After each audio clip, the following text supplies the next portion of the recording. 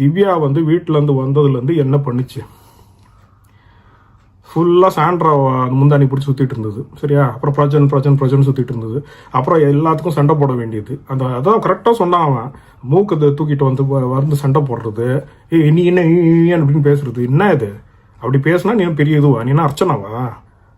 உனக்கு அவளுக்கு வந்து கம்பேரே பண்ண முடியாது. அர்ச்சனா வேற லெவல். என்ன அசீம், அர்ச்சனா, ஆரி, அவங்களால நீ தொடவே முடியாது, சரியா? எல்லாருக்கும் தான் சொல்கிறேன், இருக்கிற யாருமே வந்து including watermelon star, you can never get close to those people. Azeem கூட நிறைய நெகட்டிவ் ஃபீட்பேக் இருந்தது. பட் நான் அசீமுக்கு ஓட் போட்டிருக்கேன். அசீம் ஆரம்பத்தில் எனக்கு பிடிக்கல. பட் த மோர் ஐ சா ஹூ ஹி வாஸ், ஸோ அவர் நேச்சுரலாக இருந்தார்.